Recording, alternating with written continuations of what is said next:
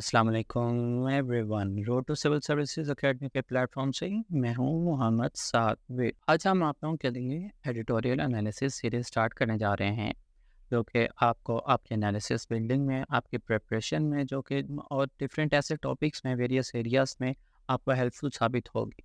और मेरी कोशिश होगी कि मैं डेली जो भी एडिटोरियल पिक करूँ, जो भी ओपिनियन जो डिस्कस करूँ, उसको बहुत ही ईज़ी टू अंडरस्टैंड वे में आपको समझा सकूँ, उसका क्रक्स आपके लिए जो अंडरस्टैंडेबल हो और उसमें जो बातें की गई हैं वो आपको समझ आ सके, ठीक है? और आज जो हम एनालिसिस करने जा रहे हैं जिस आर्टिकल का, इसको पिक किया गया है डॉन न्यूज़पेपर से और इसका टाइटल है फॉरेस्ट्री एंड कार्बन ऑफसेट्स का। जो हमने अभी इसका एक पाथ डिसाइड किया गया, इसके अंदर हम क्या-क्या डिस्कस करेंगे। सबसे पहले तो इसकी समरी हम देख रहे हैं कि क्या है, फिर इसमें क्या की पॉइंट्स जो है डिस्कस किए गए हैं। देन एट द एंड जो इसमें कुछ जो न्यू वर्ड्स जो इंट्रोड्यूस हुए और जो हमें हमारी प्रिपरेशन में हेल्पफुल साबित होंगे ताकि हम इनको फर्दर यूज़ कर सकें, उनको देखेंगे। और एट द एंड हम इस आर्टिकल का रिकैप कर लेंगे कि इस पूरे आर्टिकल में हमने क्या पढ़ा आज, ठीक है? तो स्टार्ट करते हैं समरी से। जो फॉरेस्ट्री एंड कार्बन ऑफसेट्स का ये आर्टिकल आज हम डिस्कस करने जा रहे हैं, बेसिकली ये इम्पोर्टेंस जो है इसको डिस्क्राइब कर रहा है फॉरेस्ट की, कि ये कैसे क्लाइमेट चेंज को जो है वो मिटिगेट करने में, इसको जो है एलिमिनेट करने में, आपके कार्बन जो कार्बन डाइऑक्साइड है और कार्बन फुटप्रिंट्स हैं, इनको डिक्रीज करने में कैसे हेल्पफुल साबित हो सकते हैं। और इसी के ऊपर ही इसके जो सारी डिबेट की गई है कि हमें एक ग्रीन इन्वायरमेंट जो है उसकी तरफ हम कैसे जा सकते हैं। इसमें उसके लिए कुछ इन्होंने तरीके भी बताए हैं कि कैसे हम इसको जो है एलिमिनेट कर सकते हैं। और इसके अलावा जो पाकिस्तान में जो इसके लिए स्टेप्स किए जा रहे हैं उनको डिस्कस किया गया। फर्दर जो वे फॉरवर्ड होगा वो भी इसमें बताया गया है। तो ये थी इस आर्टिकल की समरी। नाउ फर्दर हम इसको वन बाय वन डिस्कस करते हैं कि इसमें क्या क्या बातें हुई और देखते जाते हैं कि क्या क्या डिस्कस किया। सबसे पहले तो इसमें जो चीज़ बताई गई, जो कि पॉइंट्स हैं उसमें मेजरली और मोस्ट इम्पोर्टेंटली जो इसमें हमें इफेक्ट मिलता है कि सबसे बड़ा जो हमें अभी चैलेंज है कि जो एटमॉस्फेयर में कार्बन डाइऑक्साइड रिलीज़ हो रही है, वो हमारे जो हम कोल यूज़ कर रहे हैं, जो फॉसिल फ्यूल्स यूज़ कर रहे हैं, जो नेचुरल गैसेज़ हैं, ग्रीन हाउस गैसेज़ हैं और फर्दर वेरियस जो इसके आपके हमारे पास सोर्सेज अवेलेबल हैं जिनसे CO2 एमिट हो रही है। तो ये एक बहुत बड़ा इशू जो है क्रिएट कर रही है और ये प्रेशर क्रिएट कर रही है उन रिच वर्ल्ड लीडर्स पे, पॉलिटिशियंस पे, पॉलिसी मेकर्स पे, जिन्होंने ये कमिट करने की कोशिश कर रहे हैं कि हम नेट ज़ीरो वर्ल्ड लेवल पे कार्बन एमिशन को ले आएँ। यहाँ पे एक चैलेंज इनके लिए ये है कि इन्होंने 2050 तक जो है 2.5 trillion tons of carbon dioxide जो है इसको एलिमिनेट करना है हमारे एटमॉस्फेयर से, अर्थ के एटमॉस्फेयर से। तो ये मेजर इनका इसमें एक क्या नाम बेस है जिसके ऊपर इन्होंने इस पूरे आर्टिकल को जो है वो फर्दर किया है। यहाँ पे इन्होंने 2 ऑप्शन बताए। CO2 को एलिमिनेट कर सकते हैं, इसको रिमूव कर सकते हैं हम एटमॉस्फेयर से। फर्स्ट इज़ आपके पास सस्टेनेबल ऑप्शन है, ग्रीन ऑप्शन है एनवायरनमेंट के थ्रू कि हम ज़्यादा से ज़्यादा फॉरेस्टिंग जो है वो करें, ठीक है? डिफ़ॉरेस्टेशन हो और इसके थ्रू जो है हम कार्बन डाइऑक्साइड जो है उसकी उनके उसके लेवल्स को कम करें, ठीक है? The second thing is man made solution, that is engineering based carbon capture plants. अब ये जो है बेसिकली एक हमारे पास सॉल्यूशन तो है but it's not a viable solution. वो क्यों, देख लेते हैं। कि एनुअल एमिशंस जो हैं पूरे वर्ल्ड की, वो 40 बिलियन टन्स कार्बन डाइऑक्साइड जो है वो रिलीज़ करते हैं एटमॉस्फेयर में, ठीक है? लेकिन जो सबसे बड़ा engineering based carbon capture plant है, वो उसकी तो एनुअल बेस पे जो कैपेसिटी है वो सिर्फ मेयरली 4000 टन्स की है। यानी ये 0.0001% एक साल के अंदर जस्ट इसको कैप्चर करता है, ठीक है? उसको प्रोसेस करता है एंड फर्दर इसके अंदर जो गैसेस हैं जो यूज़फुल हैं उनको एनवायरनमेंट में जो थ्रो कर देता है और कार्बन जो इसके लिए एनवायरनमेंट के लिए हार्मफुल गैसेज़ हैं, उनको डिफरेंट प्रोसीजर्स के ज़रिए और काम में ले आता। अब ये 4000 टन्स तो पूरे 1 साल में अगर ये कर रहा है तो ये तो कुछ इफ़ेक्टिव नहीं है। लेकिन इसके बरक्स जो हमारे पास दूसरा ऑप्शन है और वो है नेचर बेस्ड ऑप्शन, वही सिर्फ वर्केबल ऑप्शन है। वो क्या है? Afforestation. Now the thing is कि इसके अलावा एक और सॉल्यूशन जो देखने को हमें मिला, वो ये था कि पाकिस्तान में इसका ये ब्रेक थ्रू हुआ है। बाकी कंट्रीज़ भी डेफ़िनेटली कर रही हैं, इसको अवेल कर रहे हैं, लेकिन रिसेंटली सिंध गवर्नमेंट ने जो था 1 साल के अपने जो कार्बन क्रेडिट्स हैं, उनको सेल किया। अब वो कार्बन क्रेडिट्स क्या हैं, अभी फर्दर आगे हम इसको डिस्कस करते हैं। ये कार्बन क्रेडिट्स इनको मिले थे मैंग्रोव फॉरेस्ट से, जो कि इंडस डेल्टा पे जो था, ये जो अब क्या जंगल बनाया गया है, उसके थ्रू जितने भी इन्होंने ये एफॉरेस्टेशन की और उससे जो इनको बेनिफिट्स मिले, जो कार्बन क्रेडिट्स मिले, वो इन्होंने आगे सेल कर दिए, ठीक है। अब ये इसको सेल करने से इनको मिलियंस ऑफ डॉलर की जो है अर्निंग हुई। अब ये जो कार्बन क्रेडिट का जो प्रोग्राम इन्होंने स्टार्ट किया है, ये 60 साल पे जो है वो मुहित ये एक अरेंजमेंट है, प्लान है। अभी तो जस्ट 1 ईयर में हमने मिलियंस ऑफ डॉलर अर्न किए हैं, तो हमारे पास एक बहुत बड़ी अपॉर्चुनिटी है कि हम कार्बन ऑफसेट्स जो हैं वो इनके थ्रू रेवेन्यू जनरेट कर सकते हैं, और स्टिल अभी 59 ईयर्स पड़े हैं, ठीक है। और अब देख लेते हैं कि जो एग्रीकल्चरलिस्ट हैं, फॉरेस्टर्स हैं, वो क्या करते हैं कि एफॉरेस्टेशन करते हैं। बहुत बड़े पैमाने पे जो है वो आपके वहाँ पे जंगलात बनते हैं। उससे क्या होता है कि जो उस एरिया में या पूरे आपके ओवरऑल एटमॉस्फेयर में CO2 की जो है सिक्वेस्ट्रेशन होती है, ठीक है। अब सिक्वेस्ट्रेशन मीन्स कि जो है कार्बन डाइऑक्साइड को रिमूव करते हैं, और ये जो आपके जंगलात हैं CO2 को एब्जॉर्ब कर लेते हैं, और इससे क्या है कि उस कंट्री को कार्बन ऑफसेट क्रेडिट्स मिलते हैं। अब वो कंट्री जो है अपने वो कार्बन ऑफसेट क्रेडिट्स को आगे सेल आउट कर देती है उन इंडस्ट्रीज़ को जिनको अपने डेवलपमेंट के लिए फर्दर जो है वो रिक्वायरमेंट्स नीडेड होती हैं कि इन्होंने इतनी और कंबस्शन करनी है, ठीक है, इतना और रिसोर्स यूज़ करने हैं, और इससे फर्दर इतनी और CO2 जो होगी प्रोड्यूस होगी।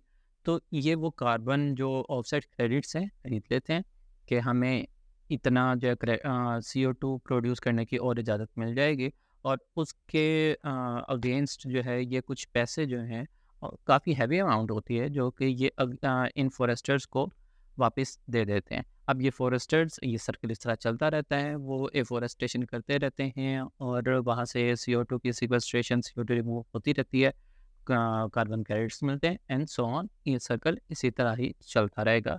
अब हम देख लेते हैं कि पाकिस्तान में जो इंडस बेसिन जो इरिगेशन सिस्टम है, इससे हम कैसे बेनिफिट ले सकते हैं या कैसे बेनिफिट लिया गया है। ये जो अभी रिसेंटली भी हमने बात की कि सिंध गवर्नमेंट ने जो कार्बन क्रेडिट्स सेल किए हैं, तो जो ये इंडस बेसिन इरिगेशन सिस्टम है, ये बेसिकली हमारा काफ़ी पुराना है, और स्टिल ये बहुत मॉडर्न जो इरिगेशन सिस्टम्स हैं उनसे काफ़ी बेटर है, ठीक है, और बहुत अच्छे तरीके से परफॉर्म भी कर रहा है। और ये 19th सेंचुरी 20th सेंचुरी में इसको डेवलप किया गया था, और रिसेंटली कोटरी ब्राज और गुड्डू ब्राज बनाए गए हैं सिंध में, सिंध रिवर के ऊपर। तो ये एक बहुत ही वास्ट जो है इरिगेशन सिस्टम जो है नेटवर्क डिज़ाइन किया गया।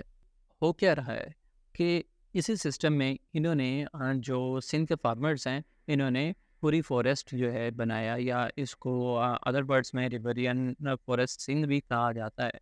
ये पूरी फॉरेस्ट क्या है कि जो आपका ज़मीन के लेवल पे जो पानी है, यानी जिसे हम कहते हैं ना सीमा हो जाती है ज़मीन, ठीक है, सब सरफेस लेवल पे जो पानी खड़ा होता है, तो ये उसको एब्जॉर्ब करने और ज़मीन से जो है ये आपके सिमज़िदा ज़मीन को ठीक करने में ये काफ़ी हेल्पफुल साबित होता है। तो यहाँ पे हरी फॉरेस्ट में इन्होंने एकेशिया ट्री की जो एक स्पीशी लगाई है, जो कि लेगमोनेसाई फैमिली से बिलोंग करती है। ये क्या कर रही है कि जो आपकी सॉइल है उसमें नाइट्रोजन को रिस्टोर करती है, ठीक है, उसकी फर्टिलिटी को इंक्रीज करती है, और फर्दर उस ज़मीन के ऊपर हम अगेन एफोरेस्टेशन कर सकते हैं या उसके ऊपर हम अपनी फार्मिंग कर सकते हैं, ठीक है। तो 1990s में और एक ऑस्ट्रेलियन ग्रुप आया था यहाँ पे रिसर्चर्स का, उन्होंने रिसर्च की और उन्होंने एक 5 ईयर ओल्ड एकेशिया ट्री जो था उसको पिक किया। उसको उन्होंने जो है वो सारा स्टडी किया कि इसके अंदर सर्कल चल क्या रहा है। इस स्टडी के दौरान हमें पता चला कि ये जो एक 5 साल का जो यानी अभी ट्री है जिसकी एज 5 साल की है, एकेशिया ट्री, एक दिन में 80 लीटर ऑफ वाटर जो है ये ट्रांसफायर, इवन कि ये मई और जून के मंथ में भी इतनी ज़्यादा मिकदार में जो है इसको ट्रांसफायर कर रहे हैं, ठीक है। जबकि सर्दियों में ये जो अमाउंट है ये कम होकर 20 लीटर पे आ जाती है। इतनी बड़ी-बड़ी जो डेवलप्ड कंट्रीज़ जो हैं वो इसको स्पेशल निकालने में उनको इश्यूज़ आ रहे हैं, ठीक है, डिफ़िकल्टीज़ आ रही हैं। वहाँ पे सिंध के जो फार्मर जिनके पास कोई ऐसी फैसिलिटीज़ भी नहीं है, इतने रिसोर्सेज़ भी नहीं है, वो पूरी फॉरेस्ट से जो है वही काम ले रहे हैं।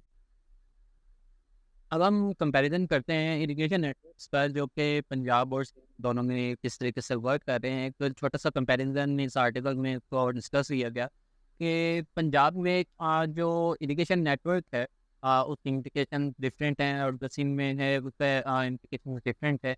अगर हम पंजाब की बात करते हैं तो पंजाब के कुछ सदर्न डिस्ट्रिक्ट्स जो हैं उनके रिवर्स काफ़ी जो है वो छोटे हैं, लेकिन स्टिल यहाँ पे एम्बैंकमेंट्स की वजह से कोई जो है ना कि बगैर कि ये सारा कुछ चल रहा है और यहाँ पे कोई ड्रेनेज इशू नहीं है।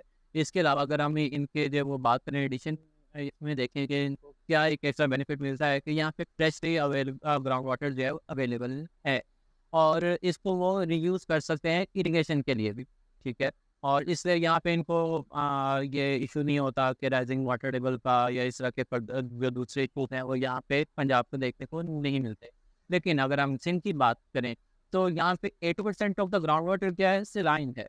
और इसके अलावा अगर हम दरिया सिंध पे बात करें तो यहाँ पे बहुत सारे बंद बांधे गए हैं, नेचुरल ड्रेनेज जो है वो ब्लॉक है और जिसकी वजह से क्या होता है कि इन्होंने इसमें डिस्कस किया कि लास्ट ईयर जो फ्लड आया था ये रॉन्गली डिस्क्राइब किया कि ये फ्लड है, तो ये कहती है एक ब्लॉकेज थी, ठीक है, नेचुरल ड्रेनेज की के दरिया सिंह जाके उसमें रेवेंसी में जो है वो आपका ड्रेन होता है और बाकी छोटे छोटे दरिया सारे दरिया सिंह में ड्रेन होते हैं।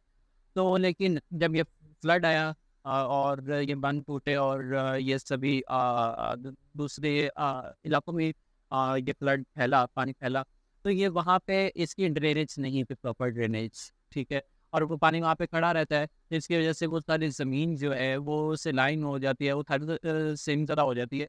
उसके बाद यहाँ पे आप फर्दर इसके ऊपर कुछ हार्वेस्टेशन नहीं कर सकते, कोई आप फसल वगैरह काट नहीं कर सकते।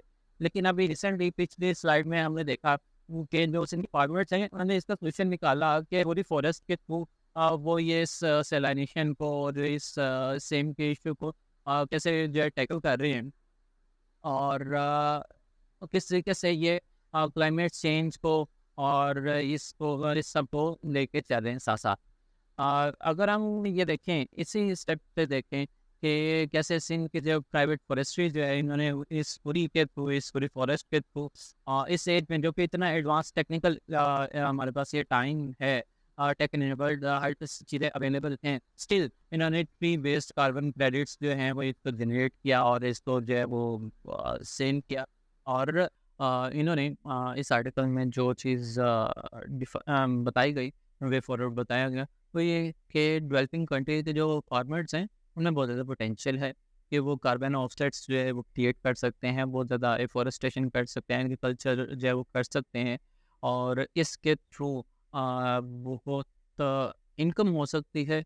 एक साइड पे तो उस कंट्री को बेनिफिट हो रहा है, दूसरा आप एनवायरनमेंट में जो CO2 की जो लेवल्स हैं उसको भी डिक्रीज़ करने में, उसको मेंटेन रखने में हेल्प आउट कर रहे हैं, ठीक है, उसमें वर्क कर रहे हैं।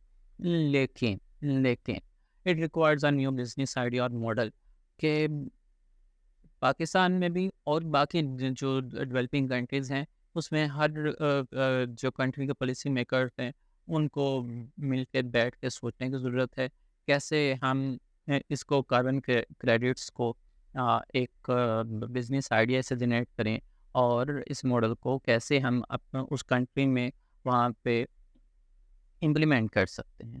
तो ये एक वे फॉरवर्ड बताया गया था, ठीक है। फॉर नेक्स्ट हम देख लेते हैं कि इसमें क्या वोकेबलरी जो है डिफ़िकल्ट वोकेबलरी यूज़ की गई। तो वोकेबलरी कॉर्नर में हमारे पास 3 न्यू वर्ड्स जो हैं वो आज हमें मिले। First one is mitigation, second one is sequestration, जो कि हमने अभी पीछे उसमें पिक्चर में भी देखा, वहाँ पे भी यूज़ किया गया हुआ। और थर्ड वन इज़ स्टीवर्डशिप, ठीक है। तो मिटिगेशन क्या है? किसी भी चीज़ का प्रोसेस में जो है वो रिडक्शन लाना, लेसनिंग करना, ताकि जो उसकी शिद्दत है उस थ्रेट की, उस मसले की, उस इशू की, उसमें कमी आ जाए, ठीक है। और इसके अगर हम सिनोनिम्स में देख लें तो सिनोनिम्स क्या हैं? इसके सिनोनिम्स हैं abatement, amelioration, moderation, alleviation, reduction. जबकि एंटोनिम्स देख लेते हैं तो aggravation, exacerbation, intensification, escalation, amplification, different ये इसके एंटोनिम्स में आते हैं। अगर हम सिक्वेस्ट्रेशन की बात करते हैं तो सिक्वेस्ट्रेशन का मतलब है कि आप किसी चीज़ को आइसोलेट करो, सेपरेट कर दो या अलग कर दो, रिमूव कर दो उसके उस एनवायरनमेंट से। और उस एनवायरनमेंट से रिमूव करने से आप क्या कर रहे हैं? उस एनवायरनमेंट को प्रोटेक्ट कर रहे हैं, प्रिजर्व कर रहे हैं, स्टोर कर रहे हैं, ठीक है। अब इसके सिनोनिम्स क्या हैं? इसके सिनोनिम्स आइसोलेशन, सेपरेशन, सेग्रीगेशन के हैं। जबकि इसके एंटोनिम्स अगर हम देख लें तो एंटोनिम्स क्या हैं? एक्सपोजर, इंटीग्रेशन, इंक्लूजन के हैं। आगे जो लास्ट हमें वर्ड जो वोकैबुलरी कॉर्नर में हम करने जा रहे हैं वो है स्टीवर्डशिप। और स्टीवर्डशिप का मतलब है कि हम एक ऐसा रिस्पॉन्सिबल के और केयरफुल मैनेजमेंट जो है वो बनाएं, जो कि प्रोटेक्ट करे, प्रिजर्व करे किस चीज़ को? समथिंग वैल्यूएबल, ठीक है। जो चीज़ आपके लिए बहुत इंपॉर्टेंट है, वैल्यूएबल है, उसको प्रोटेक्ट करे, या फिर हम उसको किसी दूसरे की जो केयर में दे दें, ताकि जो ये रिसोर्सेज हैं, एसेट्स हैं, या ये जो इन्वायरमेंट है उसको प्रोटेक्ट किया जा सके, प्रिजर्व किया जा सके। तो स्टीवर्डशिप के सिनोनिम्स क्या हैं? कस्टोडियनशिप, गार्डियनशिप, सुपरविजन, ठीक है। इंटोनिम्स क्या है? Negligence, mismanagement, irresponsibility. तो ये था आज का हमारा एडिटोरियल। इसका रिकैप कर लेते हैं, फर्दर उस पे रिकैप कर लेते हैं कि हमने इसमें देखा कि सबसे पहले तो हमें क्या इशू है, ठीक है। CO2 की वजह से हमें जो 2050 तक जो हमें टारगेट दिया गया, हमें क्या चैलेंज है, उस चैलेंज को रिजॉल्व करने के लिए हमारे पास क्या वे आउट्स हैं। 2 वे आउट्स बताए गए, एक इंजीनियरिंग बेस्ड है, एक नेचुरल बेस्ड है। Which one is preferable for अस?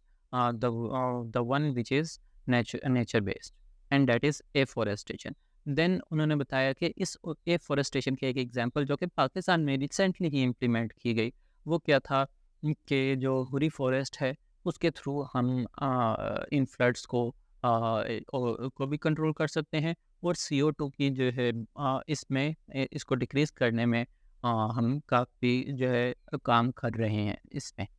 और जो कि इसमें फिर हमें दूसरा वे आउट बताया गया कि हमें डिफरेंस बताया गया कि पंजाब का और सिंध का इरिगेशन नेटवर्क कैसा है।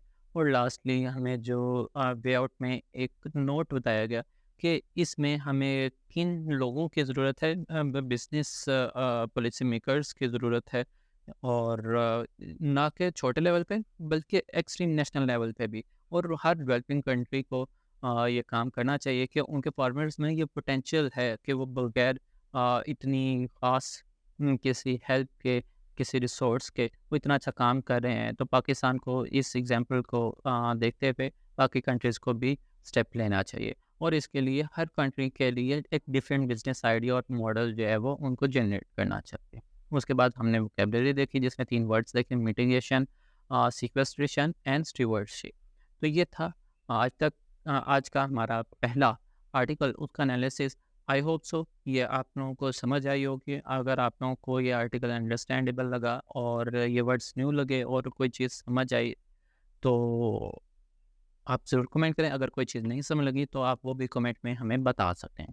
Thank you so much. और लास्टली आप हमें फेसबुक पे भी जो फॉलो कर सकते हैं, इंस्टाग्राम पे भी एंड यूट्यूब पे भी। और हमारा हैंडल है रोड टू CSA ऑफिशियल। और फर्दर इंक्वायरीज़ के लिए आप हमें व्हाट्सएप पे भी कॉन्टैक्ट कर सकते हैं। हमारा नंबर है 0312 4344 746। Thank you so much.